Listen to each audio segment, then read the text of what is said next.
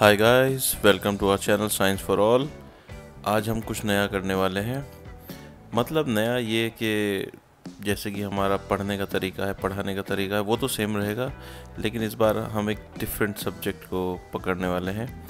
हमारे पास कुछ रिक्वेस्ट आई थी स्टूडेंट्स की। वो चाहते थे कि हम उन्हें पॉलिनोमियल के बारे में कुछ बताएं, तो उनकी रिक्वेस्ट को मद्देनज़र रखते हुए आज हम स्टडी करेंगे पॉलिनोमियल। तो दोस्तों, मैं हूँ आपके साथ काशिफ और मैं हूँ अलीना। और शुरू करते हैं हमारा आज का सेशन। तो शुरू करते हैं अलीना। सबसे पहले आप बताइए मुझे, ये जो पॉलिनोमियल है इसका मीनिंग क्या है, इसका मतलब क्या है? पॉलिनोमियल दो वर्ड से मिलके बना होता है। एक तो पॉली है, पॉली का मतलब होता है मैनी, और दूसरा वर्ड है नोमियल जिसका मतलब होता है टर्म्स। यानी कि बहुत सारी टर्म्स। बिल्कुल सही। जब बहुत सारी टर्म्स को जोड़ दिया जाता है प्लस या माइनस से, तो जो जुड़ी हुई जो टर्म होती है उसको पॉलिनोमियल बोलते हैं। तो मतलब वो एक तरह का सेंटेंस हो गई, एक भाषा कह सकते हैं इसको। हाँ, टर्म्स में या एक एक्सप्रेशन। जैसे कि डेफिनेशन है इसकी, a polynomial is defined as an expression which contains two और मोर एल्जेब्रिक टर्म्स। यानी कि जैसे कि ये एग्जाम्पल है, क्या तुम पढ़ सकते हो उस एग्जाम्पल को? हाँ, मैं देख रहा हूँ।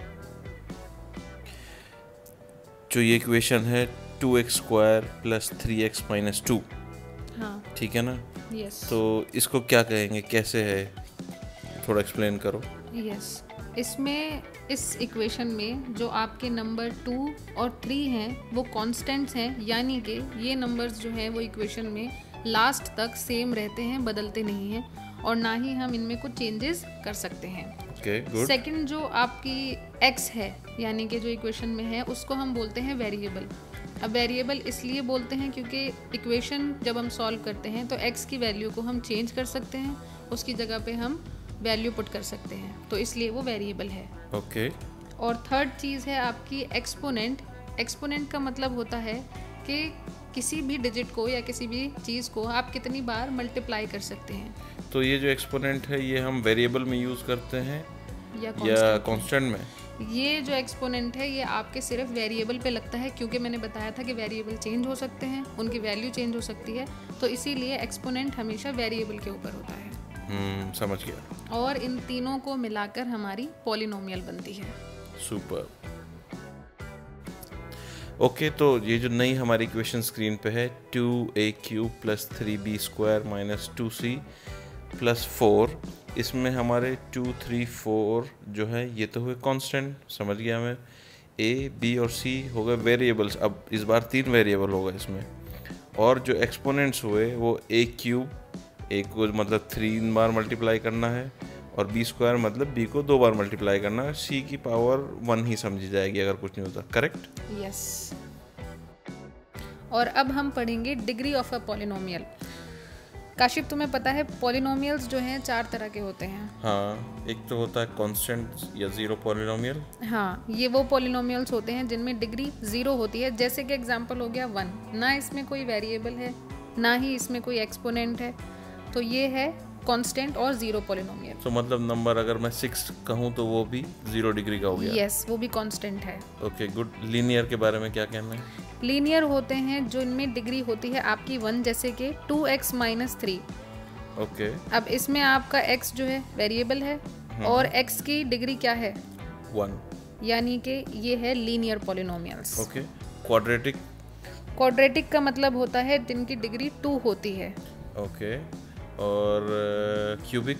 क्यूबिक का मतलब होता है जिनमें आपके वेरिएबल की डिग्री 3 होती है। ओके, सो कुल मिला के पॉलिनोमियल्स की जो डिग्रीज हैं ये सब इनके वेरिएबल की डिग्री होती है। यस, ठीक है ना? यस, जितनी भी आपके वेरिएबल के ऊपर एक्सपोनेंट होगा या उसकी पावर होगी, उसी हिसाब से आपके पॉलिनोमियल की डिग्री डिसाइड होती है। समझ गया। तो लीना, क्या हम अपनी बुक के कुछ क्वेश्चंस को देख सकते हैं हम? हाँ, बिल्कुल।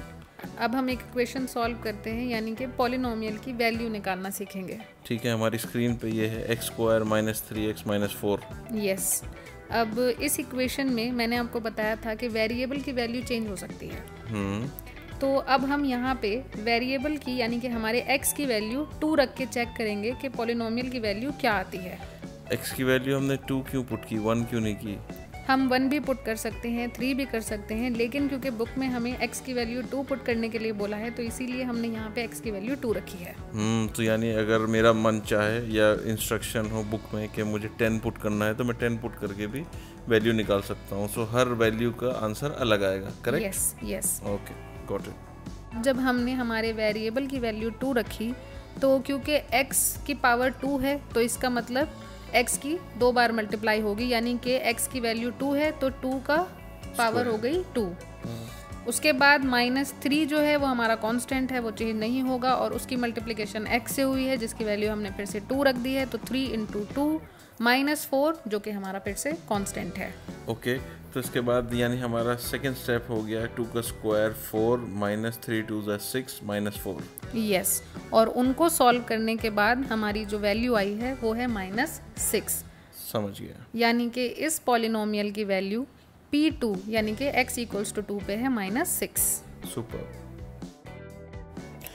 तो अब आगे लैंग्वेज की बात, क्योंकि CBSE में हमेशा लैंग्वेज बहुत इंपॉर्टेंट होती है। सो इसे मैथमेटिकली पुट हम कुछ इस तरह से करेंगे जैसा कि आप स्क्रीन पे देख सकते हैं ऊपर।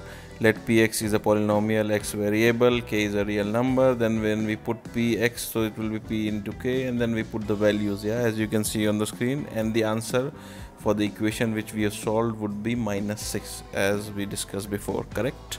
Yes. तो गाइस इसी के साथ हमारा आज का पॉलिनोमियल्स का सेशन होता है ख़त्म। लेकिन इसका मतलब ये नहीं कि पिक्चर ख़त्म हो गई, पिक्चर अभी बाकी है। कल हम लोग डिस्कस करेंगे ज़ीरोज़ ऑफ पॉलिनोमियल, जो कि बहुत इंटरेस्टिंग टॉपिक है और मुझे ऑनेस्टली बहुत प्रॉब्लम होती थी क्लास में। आई होप आपको बहुत अच्छे समझ में आएगा। मीनवाइल अगर आपको हमारा चैनल पसंद आया है तो do not forget to like, share, subscribe the channel and don't forget to hit the bell icon. Have a good day.